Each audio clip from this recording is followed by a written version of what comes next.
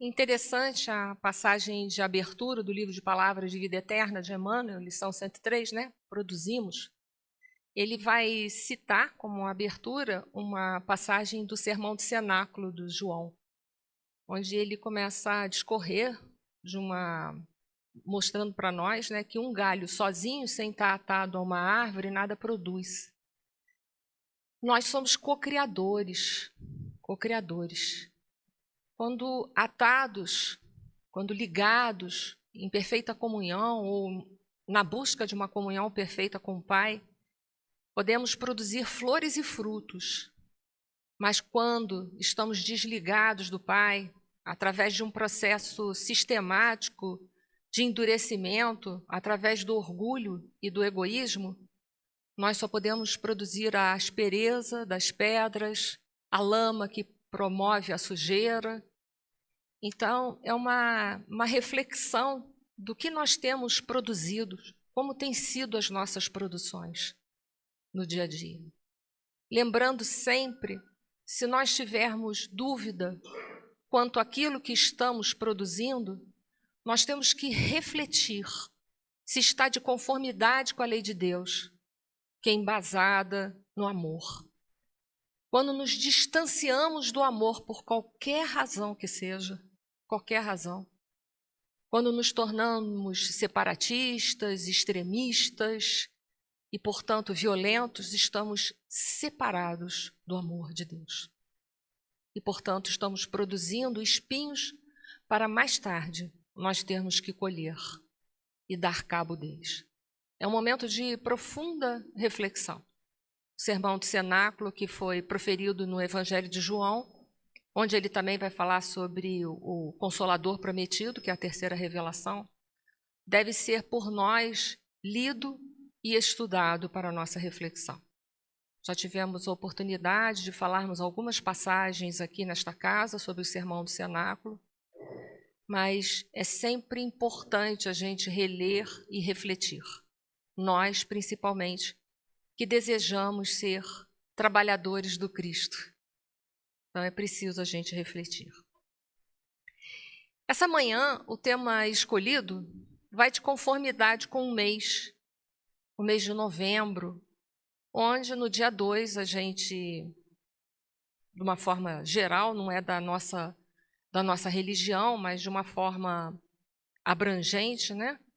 Na sociedade se comemora o Dia dos Mortos, onde muitas pessoas, então, vão depositar nos túmulos flores, suas preces e suas lágrimas. Nós espíritas compreendemos a morte de uma forma um pouco diferente. Nós sabemos que a morte ela é uma fatalidade na nossa vida. A partir do momento em que nascemos, nós todos vamos morrer. Não há como andar de costas para essa realidade. Não há como andar de costas. Não há como negligenciar isso. E é importante a gente se preparar para esse momento, para nós podermos nos adaptar de uma forma mais suave à vida espiritual. E também aceitarmos de uma forma mais resignada a passagem daqueles que tanto amamos.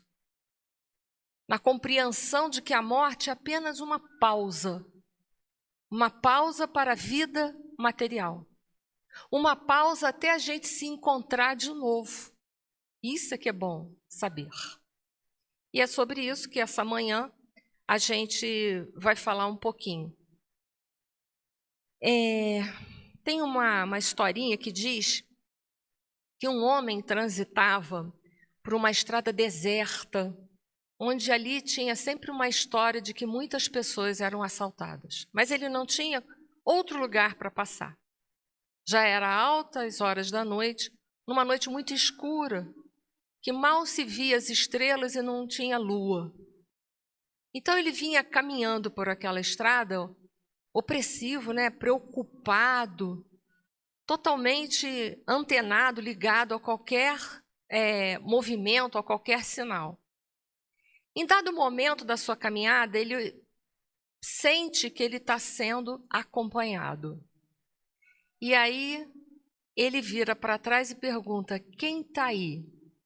E ninguém responde. Como ninguém respondeu, ele saiu correndo, correu tudo que as pernas dele aguentava, ele correu. Até que ele passa por um poste, tem um bico de luz, e ele observa que era um jumentinho que andava por ali, naquelas redondezas, que sempre acompanhava as pessoas que por ali passavam. Essa história, ela se assemelha muito ao que ocorre com a gente na questão diante do fenômeno da morte. A imortalidade, ou a crença de que a gente continua a existir, ela é inata dentro de nós. Ela é inata. A gente acredita que não tem como a gente deixar de existir. Não tem como. Porém, a gente sabe que a maioria das religiões que deveriam ter como proposta um esclarecimento da questão pós-morte, elas trazem, em geral, para a gente mais motivo de temor do que tranquilidade do nosso pós-morte. E o Espiritismo é justamente esse bico de luz na nossa vida, porque ele vai trazer para nós uma abrangência do que significa esse pós-morte. Que a morte é apenas uma pausa para a vida material. Ele vai trazer, com detalhes mais apurados, como é o nosso pós-morte. Então, ele traz para nós uma série de esclarecimentos que não só nos demonstram uma verdade mais abrangente em relação às leis de Deus, mas também nos traz uma tranquilidade, uma informação que nos promove uma tranquilidade sobre o nosso destino pós-morte. Um destino que está nas nossas mãos. Uma autossalvação e não uma heterossalvação, como já foi incutido nas nossas mentes durante muitos e muitos milênios, digamos assim, pelo menos por um milênio. Então, ele mostra que o nosso pós-morte está exatamente nas nossas mãos. Ir para uma dimensão consciencial mais tranquila ou menos tranquila vai depender do nosso comportamento, das nossas intenções, da nossa forma de agir conosco, com o próximo, com a humanidade. Então, o Espiritismo é esse bico de luz que vai desvendar para todos nós uma realidade maior do que significa o pós-morte. Para nós começarmos a falar um pouquinho com mais profundidade sobre essa questão do pós-morte, eu vou me utilizar de um livro intitulado Obras Póstumas, que causa uma certa polêmica dentro do movimento espírita. Por quê? Porque é uma obra lançada no pós-morte de Allan Kardec. Então, ela não tem uma validade científica, não sei se vocês sabem. Por quê? Porque Kardec não está aqui para poder dizer se ele escreveu aquilo, se ele não escreveu, se aquilo era um rascunho, se aquilo ali era apenas algumas reflexões que teriam que sofrer amadurecimento pós-tarde. Portanto, foi uma obra que não passou pela metodologia científica, pelo critério da universalidade e da concordância, né?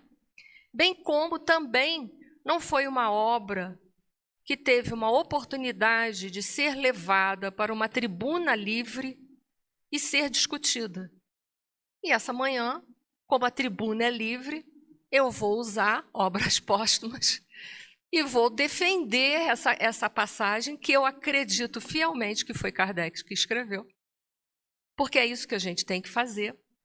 Se a doutrina dos espíritos é uma doutrina progressiva, como a gente gosta de intitular, ela precisa ter uma tribuna que seja livre, para a gente trazer as ideias, apresentar, é claro, à luz da doutrina dos espíritos, mostrando os links que fazem com as bases, que também não vale a gente trazer aqui uma ideia que não casa com nada que está nas bases da doutrina dos espíritos, porque aí eu não estou divulgando a doutrina, Eu estou falando contra ela, não é verdade?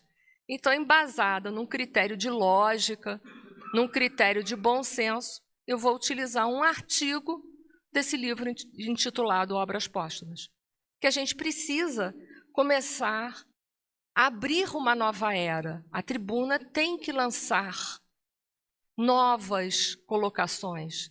A doutrina não é progressiva, ela está parada. Ela andou muito com as obras de Chico Xavier. E agora, por um tempo, ela está meio que parada. Então, é preciso a gente pensar sobre isso. Vamos lá. Antes de entrar propriamente no artigo em questão, que eu vou falar qual é, de Obras Póstumas, nós temos que lembrar em que época surge a doutrina dos espíritos na Terra. Nós não podemos esquecer que a Idade Média, o período de obscuridade, de trevas, um período em que nós, como humanidade, não crescemos, nem intelectualmente e nem moralmente, é importante a gente lembrar sobre isso, que durou do século V, mais ou menos, né? Até o XV, XVI, que depois entra a Renascença no XVI. A gente precisa lembrar que esse período histórico foi um período de grandes perdas para todos nós. Um período em que as verdades lançadas por algumas mentes eram tidas como absolutas, viravam dogmas, a gente não podia questionar, não podia perguntar, não podia nada, porque quem perguntasse muito ou muito falasse, o que acontecia? Decapitado ou queimado, era exatamente. Né? Era um período proibido pensar, proibido questionar, proibido refutar, proibido desenvolver outras ideias. Todos aqueles que lançavam qualquer coisa que ia contra os dogmas das religiões, da religião oficial, ou era degolado, ou era queimado. Então, foi um período em que a gente ficou estagnado, literalmente. Mas a bondade de Deus é infinita. E aí foi renascendo, pouco a pouco, espíritos mais experimentados, com missões específicas. Aí vem a Renascença e, finalmente, então, surge o Iluminismo, que cria, né?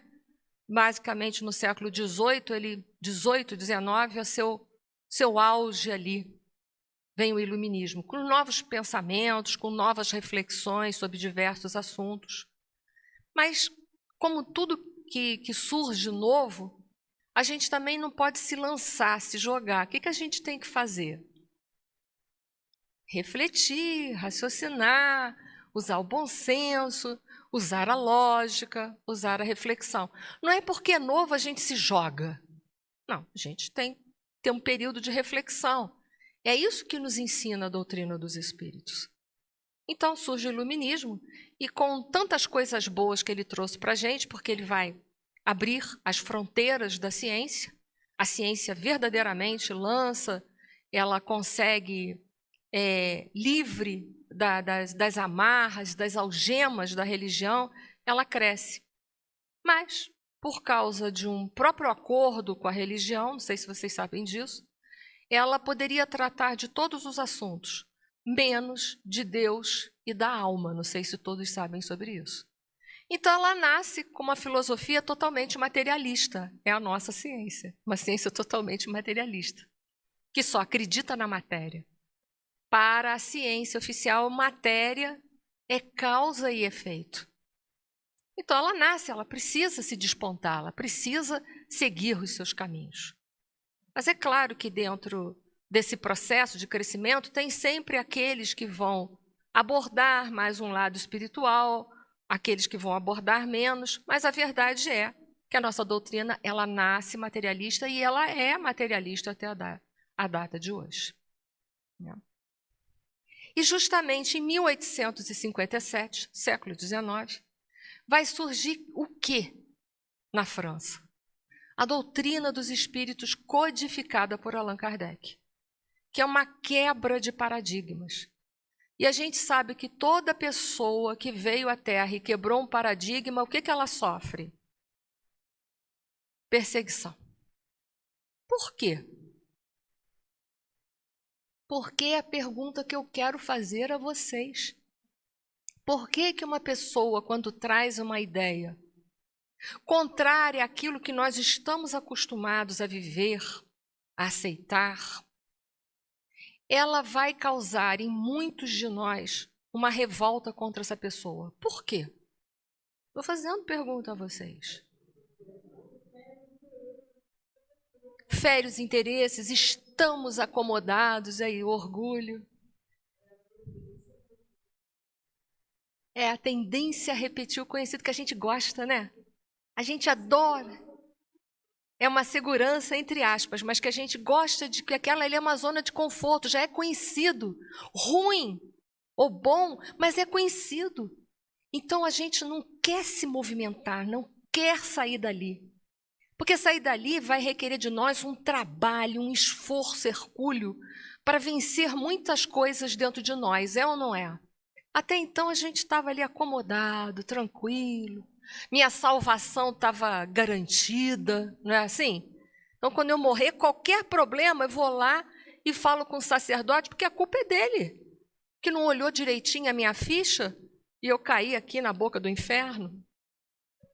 A gente sempre é acomodado a jogar as nossas responsabilidades para o colo das outras pessoas, não é assim?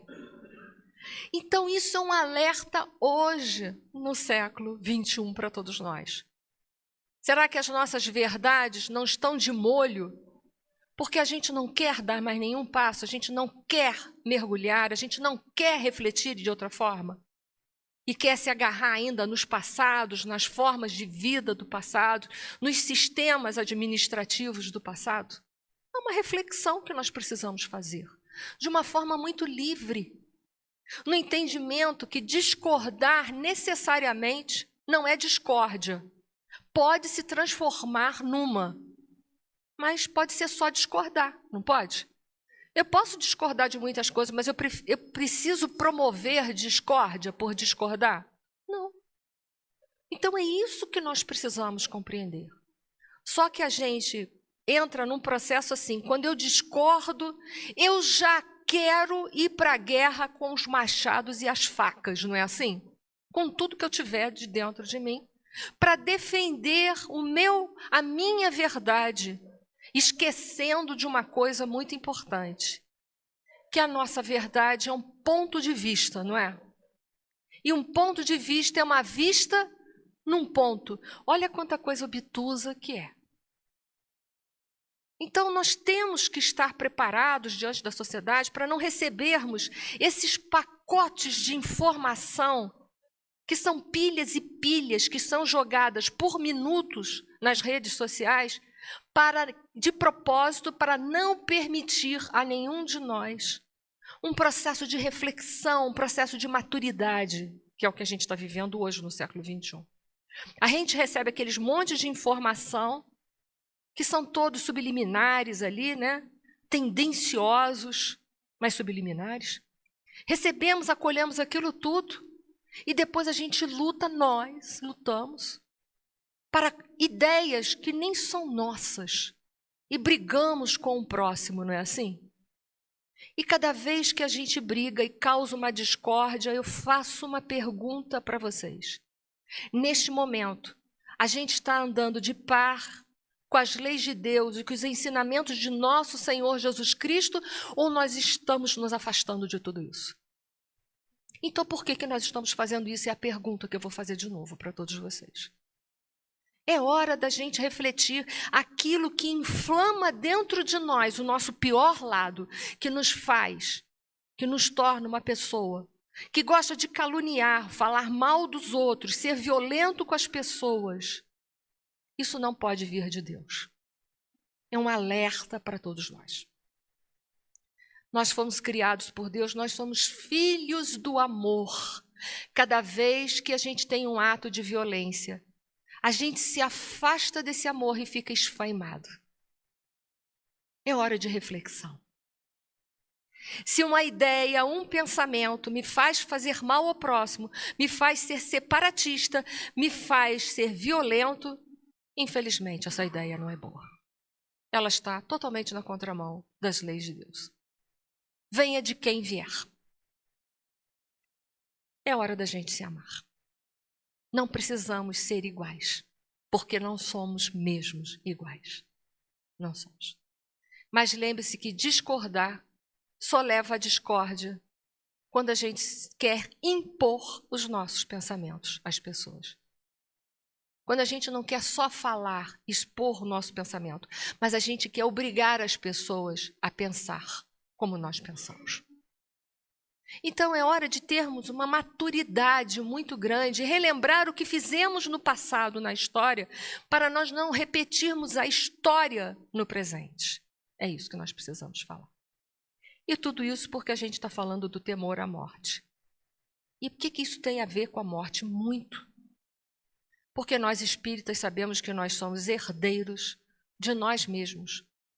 Não é possível fazer o mal e querer, depois de desencarnar, achar que vai merecer ir para cima de nosso lar. Porque não condiz. Não condiz isso. Bom, então chegou a doutrina dos espíritos, que andou na contramão de tudo aquilo ali. A ciência era materialista, existia um movimento cultural muito forte chamado cientificismo, que pregava, que fazia as pessoas acreditar, era a crença das pessoas que fora da ciência não havia respostas para nada. Havia-se abandonado as religiões. E justamente nesse momento, o espiritismo vem e nasce. E nasce. Como uma filosofia, como uma ciência, que tem uma consequência, por ser uma filosofia espiritualista, tem uma consequência religiosa. Allan Kardec, um homem de cultura, um pedagogo, um homem muito culto, que falava algumas línguas, era conhecedor de muitas coisas. Ele dá uma base para a doutrina científica e filosófica, cuja filosofia, é bom lembrar, que é embasada em Sócrates e Platão. É bom lembrar sobre isso, é bom lembrar muito sobre isso. E aí ela tem uma consequência religiosa, porque ela é espiritualista, ela fala de uma vida após a morte, da reencarnação. Então ela vai estar falando de consequências que são morais, de uma grandeza chamada moralidade que precisa existir para que nós possamos ter um pós-morte bom e para que nós possamos sair dos ciclos reencarnatórios de dor e para que nós possamos transformar essa terra, que ainda é uma terra de provas e expiações, basta olhar as redes sociais, que mais parece um tiroteio. É um planeta de provas e expiações que tem que deixar de ser, que caminha na direção de regeneração para depois ser ditosos e felizes e vai por aí afora. Para que o nosso progresso se faça. Então é preciso que o progresso vertical possa determinar, permear um progresso horizontal, um progresso na matéria. Por isso que eu disse para vocês, tudo aquilo que anda na contramão da lei de Deus não vale a pena investimento. Não vale a pena investimento. É preciso pensar sobre isso. E aí, em obras póstumas, existe lá um artigo chamado As 5 Alternativas da Humanidade, que era o que tinha naquela época. Claro, a gente vai abordar isso aqui de uma forma muito resumida. Kardec dizia que, para tratar da nossa vida, do nosso destino, das nossas consequências, do nosso comportamento, haviam 5 alternativas na humanidade. A doutrina materialista, a panteísta, a deísta, a dogmática e a doutrina dos espíritos. Vamos ver sobre isso? Olha que interessante.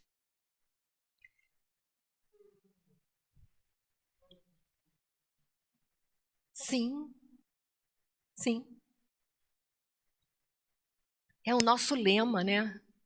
Fora dessa caridade que Kardec deixou lá no capítulo 15 do Evangelho segundo o Espiritismo, a caridade como um instrumento de salvação ou transformação, que é acessível a todos, Porque se eu não posso fazer caridade material porque eu não tenho nenhum bem material, eu não tenho dinheiro, eu não tenho nada para dar, mas eu não estou impedido de dar de mim mesma, estou? Então foi um instrumento universalista, daqueles que rompem as fronteiras até religiosas. Porque independente de ser espírita, toda pessoa que faz caridade, se ela é caridosa e boa, ela está salva. Olha como Kardec foi vanguardista, né? Necessariamente você não precisa ser espírita, né? Basta ser bom. Até o ateu, se ele for bom e caridoso, e eu já conheci um ateu bom e caridoso, ele vai ser salvo. Mesmo não acreditando em Deus, que até porque Deus não precisa que a gente acredite nele para ele existir. Né? Então, olha só como Kardec foi vanguardista, né? Ele colocou a salvação para todos, e não para os espíritas tão somente. Por quê? Porque ele não podia ser separatista, de forma nenhuma. Então, quando ele lança essas 5 alternativas naquela visão, que ele vai falar da doutrina materialista. Para o materialista, nada existe antes da vida e nada vai existir depois da morte. É uma doutrina de desesperança. Por isso que naquela época lá, quando no movimento cientificista, muita gente cometeu suicídio. Por quê? Porque estava desesperado, já não aguentava mais, então se eu tirar a vida, acabou tudo. Triste fim, né? Porque depois descobriu que continuava. Uma doutrina sem esperança, porque se nada existe antes nem depois, para que ser bom? Eu faço a pergunta. Para que ser bom? Que, aliás, ser bom e ser mal não é uma coisa muito legal. A gente precisa ser consciente, né?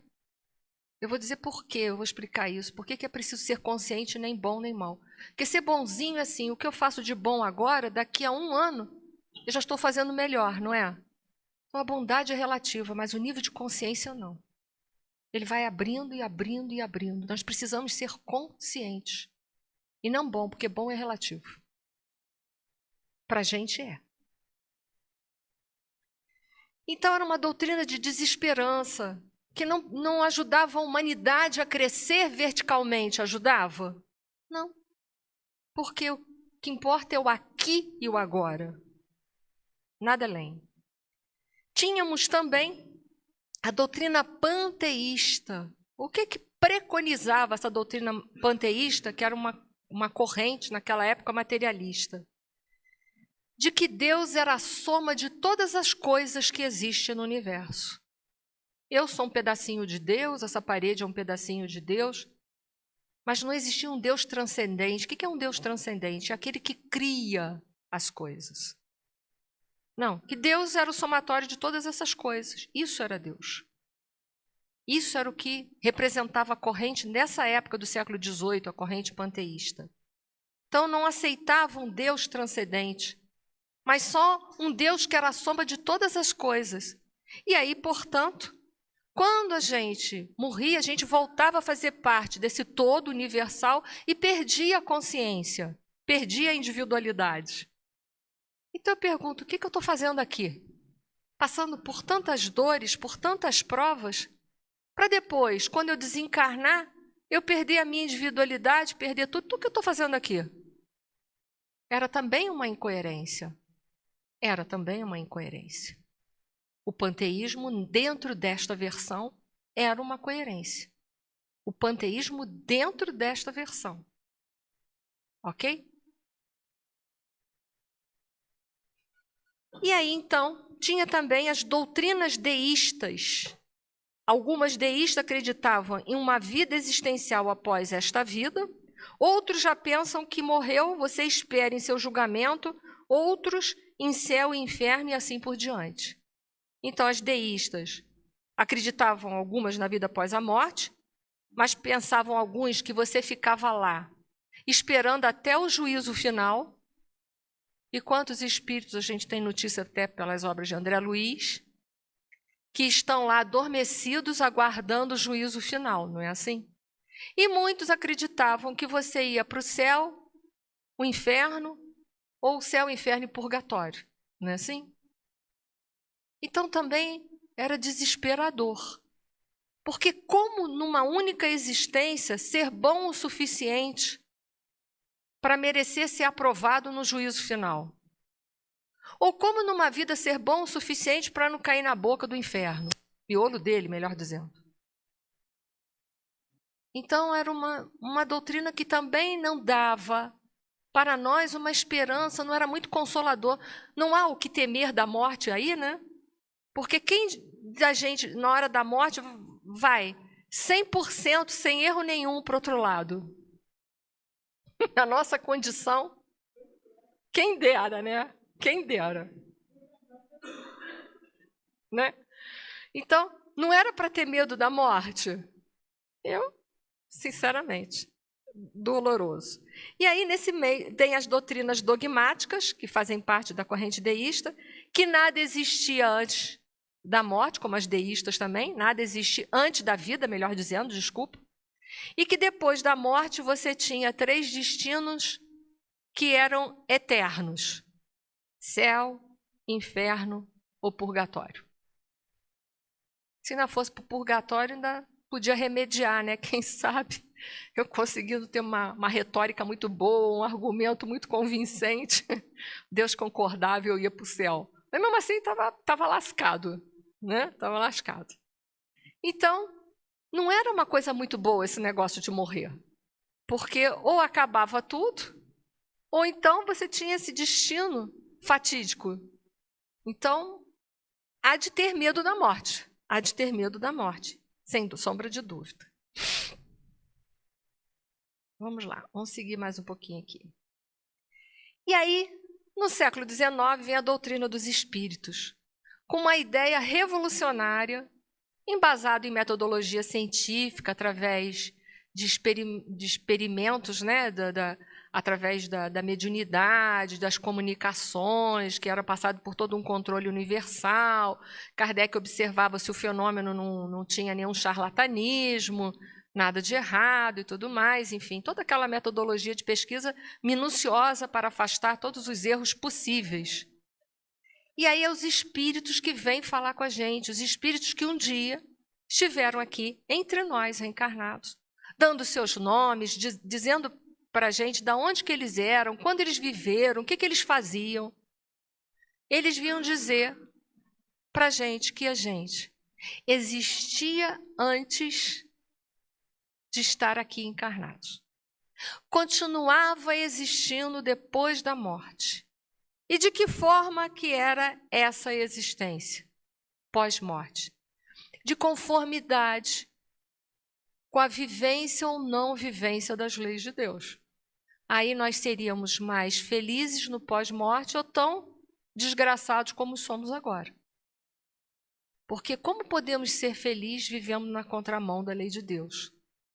E hoje eu me pergunto como a gente pode ser indiferente às misérias que a gente vê na rua, gente abandonada, morando na rua, dormindo no chão, e que perderam sua cidadania, porque eu pergunto, quem aqui empregaria um morador de rua? Então ele perdeu a cidadania. Porque nós queremos pessoas para trabalhar na nossa casa com referência, não é? Qual é a referência do morador de rua? Vamos ser honestos? É assim que nós ainda pensamos, infelizmente. Não deveria ser dessa forma. Não deveria. Porque ele é nosso irmão, filho do mesmo pai, e aguardando o mesmo destino que está destinado a todos nós. Como nós podemos ser felizes andando pela rua, vendo os animais sendo maltratados, abandonados, muitos deles feridos, velhos e doentes, perambulando pelas ruas? Como? Como? Como? Como nós podemos ser felizes sabendo que nós estamos destruindo a natureza? E muitas vezes essa destruição é com a nossa chancela, de uma forma indireta, mas é. E achando que está tudo bem. E eu só faço uma pergunta. Depois da última árvore derrubada, eu quero saber se o dinheiro e o poder vai alimentar a nossa mesa. É só uma pergunta. Passa-se uma falsa ideia hoje dentro da sociedade, está aí o alerta, de que se a gente reflorestar, está tudo certo. E os animais que morreram e sofreram extinção? Como você faz para retorná-los à natureza e manter o ecossistema em equilíbrio? Então entendam, o momento que nós vivemos é crítico, não dá para fechar os olhos e fazer de conta. Outra, esses seres, as árvores, as flores, os animais, nós espíritas sabemos que ali está um princípio inteligente em evolução. Eles são nossos irmãos. E por que eles merecem sofrer a nossa destruição, a nossa violência como presente? Como podemos anestesiar tanto as nossas consciências? É a pergunta. E tudo isso para falar que o pós-morte nosso é de conformidade com o nosso comportamento, com as nossas intenções. Né? Então é preciso parar para refletir ontem, porque hoje já está tarde. É preciso parar para refletirmos. Na questão 941 do Livro dos Espíritos, Kardec pergunta: para muitas pessoas, o temor da morte é uma causa de perplexidade. De onde lhe vem esse temor, tendo elas diante de si o futuro? Resposta: falece-lhes fundamento para semelhante temor. Mas que queres? Se procuram persuadi-las, quando crianças, de que há um inferno e um paraíso, e que mais certo é irem para o inferno, visto que também lhes disseram que o que está na natureza constitui pecado mortal para a alma, sucede então que, tornadas adultas, essas pessoas, se algum juízo têm, não pode admitir tal coisa e se fazem ateias ou materialistas. São assim levadas a crer que, além da vida presente, nada mais há. Quanto aos que persistiram nas suas crenças da infância, esses temem aquele fogo eterno que as queimará sem os consumir. Então, esse temor da morte é um atavismo que nós ainda trazemos. Porque nós ainda tememos sermos julgados de forma terrível por Deus. Mas Deus não é cruel, Deus é de misericórdia. Ele não julga atos, mas julga as intenções de cada um de nós. Isso é importante a gente compreender.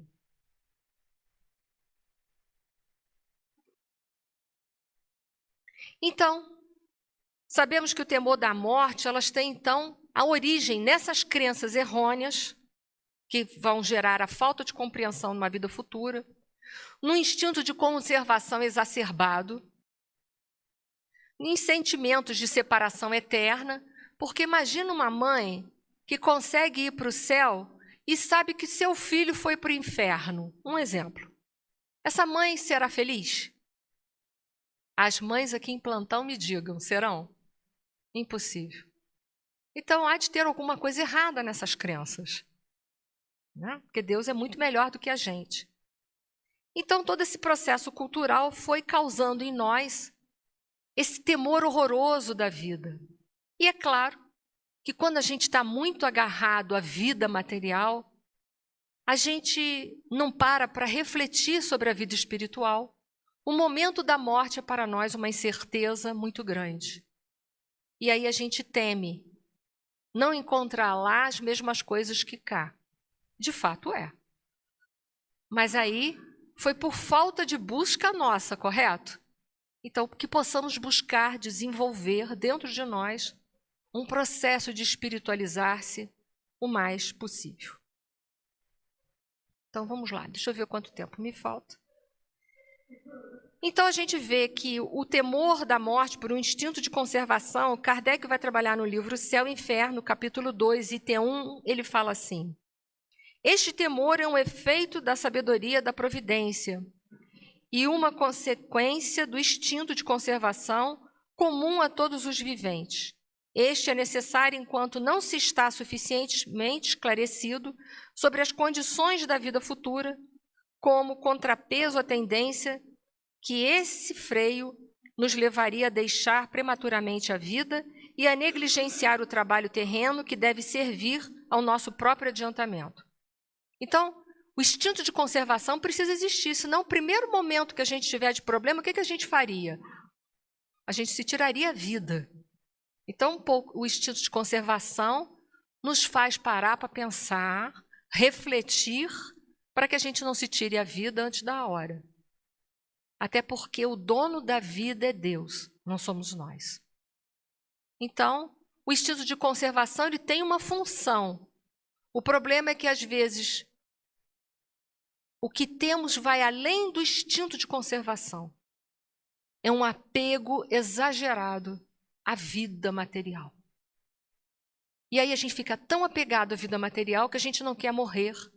Porque para nós a felicidade só é possível dentro desse plano aqui.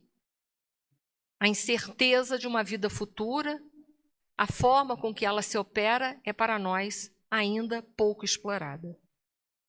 Kardec, com relação à falta de compreensão da vida futura, ainda em O Céu e o Inferno, capítulo 2, item 3, ele fala: à proporção que o homem compreende melhor a vida futura, o temor da morte diminui, uma vez esclarecida sua missão terrena, aguarda-lhe o fim com calma, resignada e serenamente.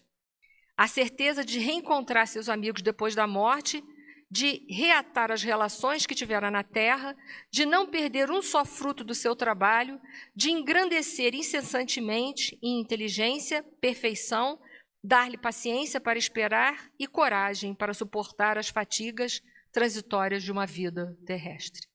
Então, o Espiritismo vai dissecar para nós o mundo espiritual, nós vamos compreender que a vida continua e que lá nós temos a oportunidade de encontrarmos as almas daqueles que nós tanto amamos. Então, é um grande conforto e esclarecimento. Deixa eu ir mais além um pouquinho por causa do nosso tempo. Então, o que acontece depois da morte? A gente sabe que a vida continua. E tem uma obra que eu já citei aqui, que vai dizer para nós, uma obra de Kardec, que é O Céu e o Inferno, vai dar para nós uma série de exemplos de como processa o pós-morte. Porque lá no livro O Céu e o Inferno, vai falar a condição dos espíritos pós-morte. Então, vai falar qual a condição dos espíritos felizes no pós-morte. Vai ter uma série de comunicação de espíritos que foram bons, cumpridores dos deveres aqui na Terra e que são felizes no pós-morte. Então, eles vão dar comunicações para dizer como é que foi o passamento, como é que eles estão na vida espiritual. Vai falar também da condição dos espíritos que estão numa condição mediana. Vai falar da condição dos suicidas, que é bom entender que cada caso é um caso. Tá? Vai falar dos criminosos arrependidos e dos espíritos endurecidos. Vai falar de uma série de comportamentos que estão na nossa sociedade, no nosso meio de contato, no nosso meio de convívio. Como será o pós-morte para essas pessoas? Como será o passamento? Como será a dimensão em que eles habitam? Mas é claro que Kardec, ele não teve tempo de esmiuçar o mundo espiritual com profundidade. Foi muito pouco tempo. Kardec deixou para nós as bases da doutrina dos espíritos e caberia, posteriormente, a missionários seus, trabalhadores seus, trazerem para nós uma abrangência maior sobre vários assuntos, e um desses é a vida pós-morte. Então, bem depois, já no século XX, nós vamos ver, através da mediunidade de Chico Xavier, uma grande alma que devemos respeitar e também respeitar e prezar as suas psicografias, porque foi um médium ímpar. Até o momento eu não vejo ninguém que tenha superado Chico Xavier. Ninguém. Ninguém superou Chico Xavier.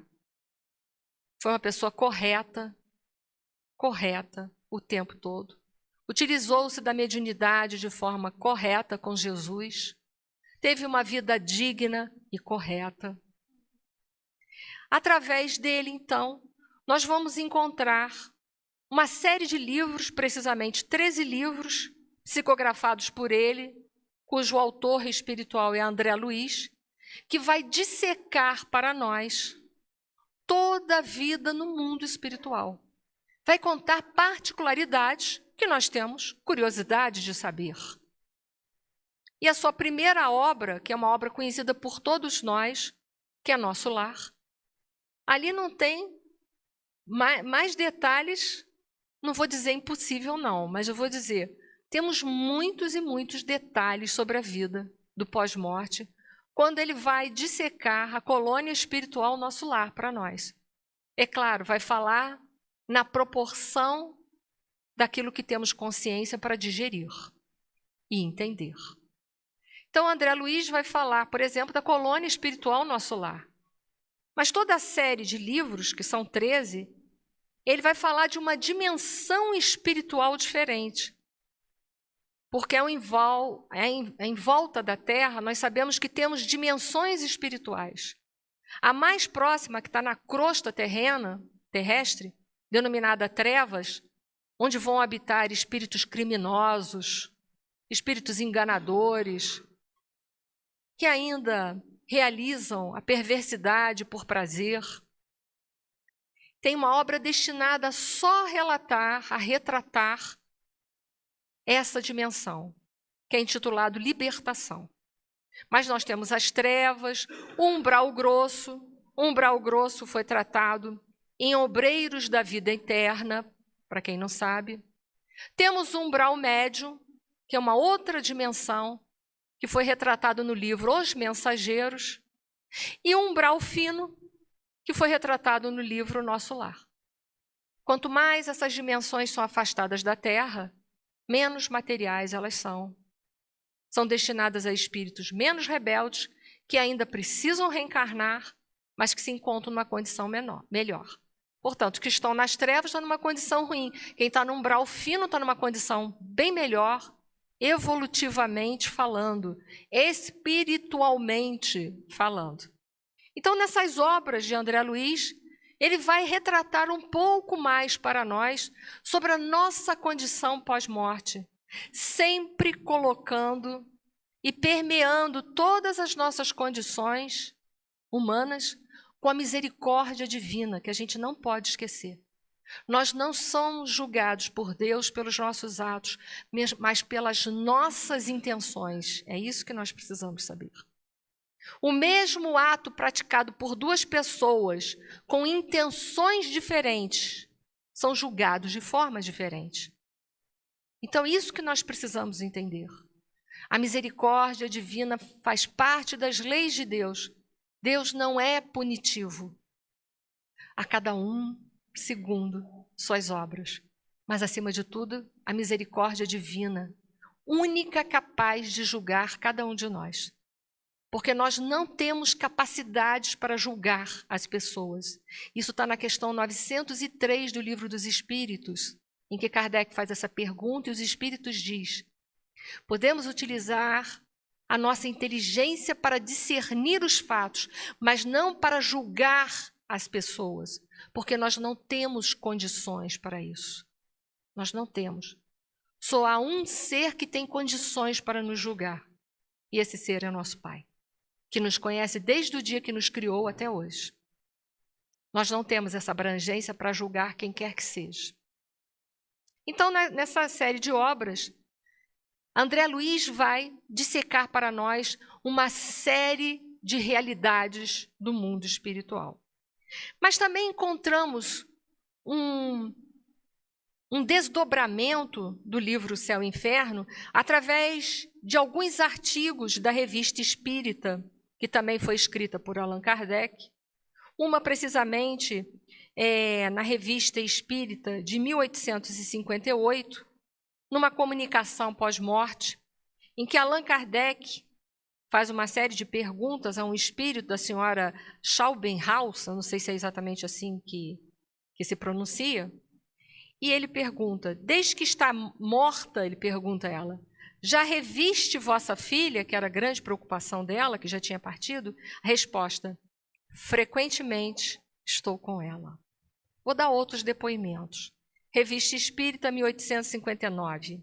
Kardec vai fazer perguntas e vai colher resposta do espírito do pai Crepin, não sei exatamente como é que se pronuncia.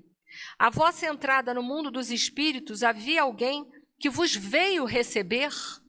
Resposta, sim, minha mãe. Porque é importante a gente entender que nós não estamos sozinhos no pós-morte. Acima de tudo, temos um mentor espiritual, um anjo de guarda, que está conosco desde quando planejamos a nossa encarnação, até o dia que viemos aqui na Terra e vai ficar conosco até o último dia aqui na Terra. Então, quando morremos, sem sombra de dúvida, ele está com a gente. Mas os espíritos familiares que se foram antes da gente, quando estão em condições de equilíbrio, também sempre vêm nos receber. Então, entenda, o nosso momento de morte não é sozinho, a gente não está abandonado ao léu. Nós recebemos ajuda o tempo todo. Outro depoimento que Allan Kardec faz pergunta e resposta pelo espírito Jardin. Reviste imediatamente vossa esposa no momento da morte? Resposta. Foi ela quem veio receber-me e esclareceu-me. Olha que interessante. Vários depoimentos. Então, aconselho vocês a pensarem na morte. Que coisa ruim, né? Falar assim, né? Mas a pensarem na morte. Porque não podemos andar de costa para ela. É a fatalidade. Todos nós nascemos, vamos morrer. Mas não há que temer a morte. Não há que temer para nós, nem para aqueles que amamos que vão partir. A misericórdia de Deus olha por todos nós sem distinção. A distinção existe entre nós. O nosso amor é um amor de condição, não um amor divino. O amor divino não é um amor de condição. Somos todos resguardados pelo amor do Pai em todas e qualquer condições. Deus, pela sua imanência ou pela sua onipresença, se preferirmos assim, Ele está em todos os lugares. Está dentro e fora de nós. Está em nós em todas as condições. Está conosco se estivermos nas trevas, está conosco se estivermos encarnados, está conosco quando estamos em dor, está conosco quando estamos em alegria. Então Deus está sempre conosco. Não há o que temer da morte, nem em relação a nós e nem em relação àqueles que a tanto amamos. Porque se somos, como Jesus disse, maus como somos, mas não damos nem pedras nem serpentes para os nossos filhos, quanto mais Deus, que é por amor e bondade. Então que a paz de nosso Senhor Jesus Cristo nos resguarde, hoje e sempre, possa resguardar também, como sempre resguardou, aqueles que partiram antes de nós e que estão na pátria espiritual, nos aguardando para que possamos chegar firmes e fortes ao mundo dos espíritos. Muito obrigado, um bom dia.